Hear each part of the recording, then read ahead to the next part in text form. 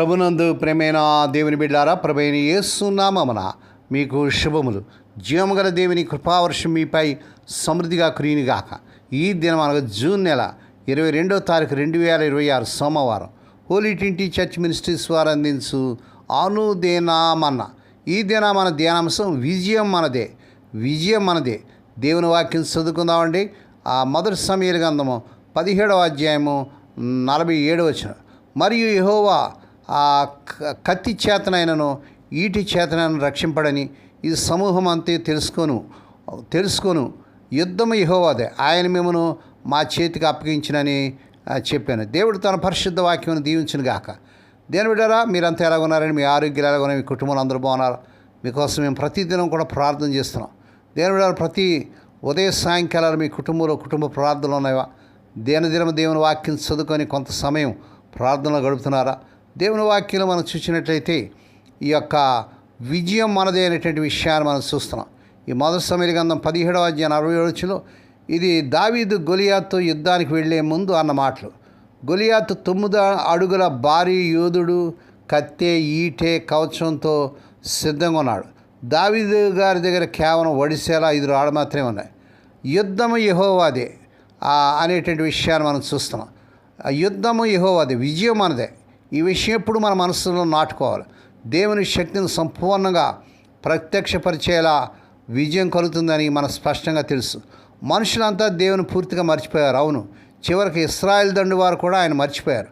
ఫిలిష్తీయుడు అయినటువంటి గొలియాతు ఇశ్రాయేల్ దండు వారి మీద సవాల్ చేసే సంఘటన ద్వారా మనుషులు అక్కడ కారణభూతులైన గొప్ప దేవుడిని చూడగలిగారు. ఆ దేవుడు మానవ శక్తితో కాక తన చిత్తానుసారంగా తన ఉద్దేశాలు నెరవేర్చుకుంటానని అందరూ తెలుసుకున్నారు. దావీదు గారు తన శక్తి మీద ఆధారపడలేదు. గెలుపు ఓటమి దేవుని చేతిలో ఉందని అతనికి తెలుసు. మనం చూసేది మనిషి, మరి దానికి వ్యతిరేకం మనిషి యుద్ధం, కానీ నిజానికి ఇది దేవుని మహిమ కోసం జరిగేటువంటి యుద్ధం. దేవుని స్తోత్రం. రెండవదిగా కత్తి చేతనైనను ఈటి చేతనైనా రక్షింపడు. దేవునికి స్తోత్రం. దేవుడికి ఆయుధాలు అవసరం లేదు. మనుషులు బలాన్ని కత్తె, ఈటె, టెక్నాలజీల్లో చూస్తారు. దేవుడు ఒక రాయితో కూడా భారీ యోధును కోల్చగలడు. ఆయన పరిమితులకు లోబడు. దేవునికి స్తోత్రములు కలుగును గాక. ఇశ్రాయేల్ తమ ఖడ్గం మీద మరీ ఎక్కువగా ఆధారపడిపోయారు.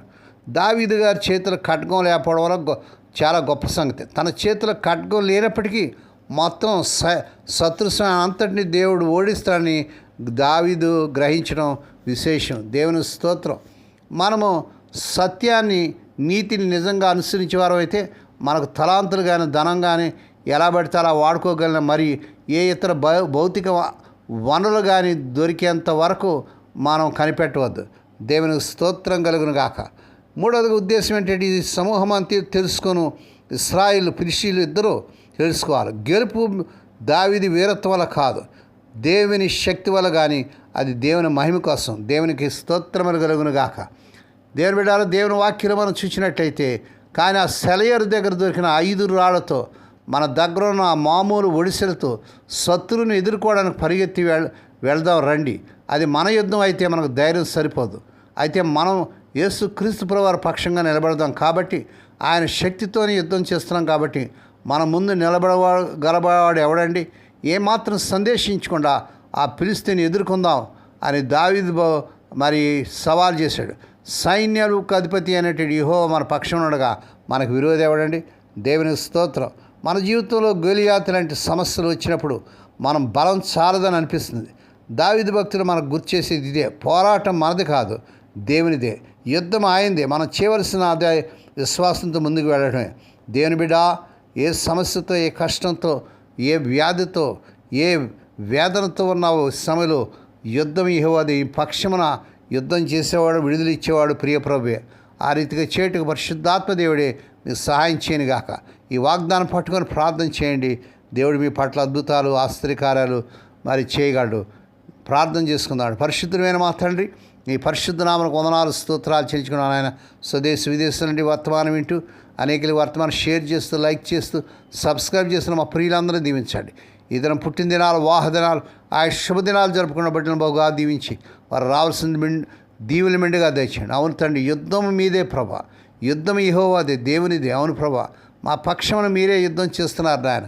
ఈ సమయ వర్తమానం వింటూ ప్రార్థనలు ఏకీవిస్తున్న బిడ్డలు ఎవరైతే సమస్యల్లో, కష్టాల్లో, వేదనలో, దుఃఖాల్లో, వ్యాధుల్లో, ఆర్థిక సమస్యలు, ఏ విషయాల్లో బిడ్డలు నలిగిపోతున్నారో నాయన మీరే కార్యం చేయండి. ఈ వాగ్దానం పట్టుకొని మరి ప్రార్థిస్తున్న ప్రతి బిడ్డ పట్ల నీ బలమైన కార్యం చేయించుకొని ఈ ప్రార్థనలు ఏకీవిస్తున్న బిడ్డలకు గొప్ప జయమి దయచేయండి, విజయం దయచేయండి.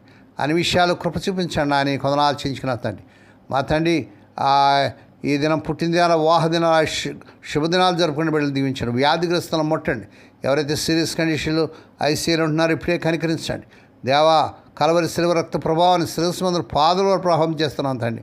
స్వదేశ విదేశాలు ఉద్యోగాలు తిప్పబడుతున్న ఎవరు బిడ్డలకు వారు అర్హత మించిన ఉద్యోగాలు వచ్చినగాక, వీసాలు వచ్చినగాక, వివాహాలు కానీ ఎవరు బిడ్డలకు ఏసునామములో వారు కోరుకునే సంబంధాలు కుదిరి వారి వివాహాలు ఈ నెలలో ఘనంగా జరుగునుగాక, అద్భుతాలు జరుగునుగాక. మా దేశాన్ని, మా దేశ ప్రజలను, ప్రపంచ దేశాన్ని, మా నాయకులను, ప్రపంచ నాయకులు దీవించి రక్షించుకోమని ఈ దినమంతట్లో బిడ్డలు ఉదయం బయలుదేరి సాయంకాలం గృహం చేరి పర్యంతం కాపాడే నీ దూతలు కావలించమని సమస్త మహిమాఘనత మీకే చెల్లించుకుంటూ యేసయ్య పరిశుద్ధ నామమున స్తుతించి గణపరిచి వేడుకొని ప్రార్థిస్తున్నాం తండ్రి.